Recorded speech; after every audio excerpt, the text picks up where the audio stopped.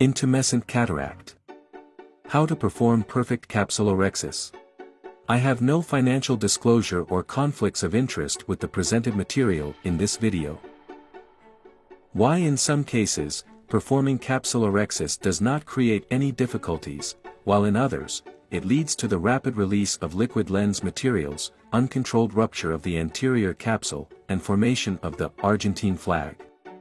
What happens to the lens that we get two radically different scenarios?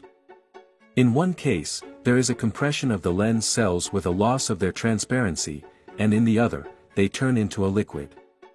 The two key points need to coexist for uncontrolled rupture of the anterior capsule during capsulorhexis.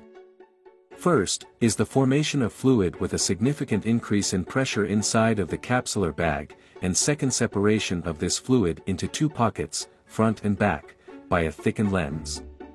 When the anterior capsule is punctured, we rapidly reduce the tension in the front pocket and the remaining high pressure behind the lens pushes it forward and we get a rupture of the anterior capsule in Argentine flag style. But understanding the problem can help us to successfully prevent it.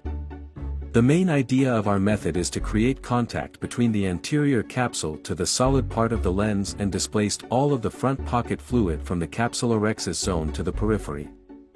To realize this, at first we fill half of the anterior chamber with dispersive viscoelastic, methylcellulose 2%. Then we put 3% sodium hyaluronate viscoelastic, starting from the center of planning capsulorhexis in a spiral pattern to the periphery.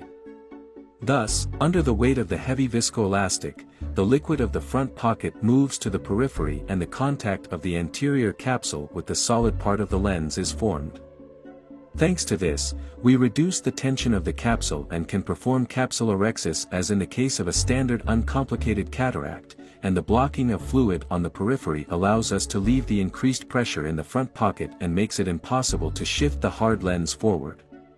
It is very important that the size of the capsulorhexis does not exceed the area of the anterior capsule pressed against the hard core, because this will lead to a rapid decrease in the pressure of the anterior pocket and uncontrolled rupture of the capsule.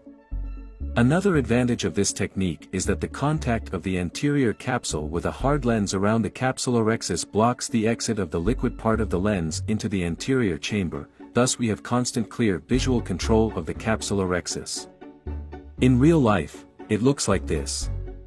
We perform the main incision, in our case, it is 2.5 mm, with two lateral paracenteses of 1.2 mm each, then we perform intracameral anesthesia, stain the anterior capsule with methylene blue. Introduce dispersive viscoelastic methylcellulose 2%. Then according to the proposed method we lay out the heavy viscoelastic of 3% hyaluronic acid starting from the center of the capsule to the periphery.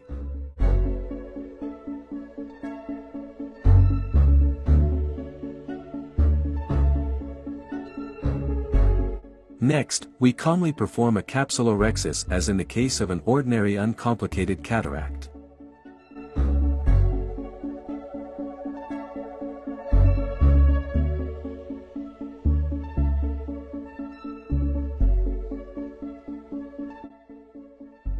Thank you for your attention.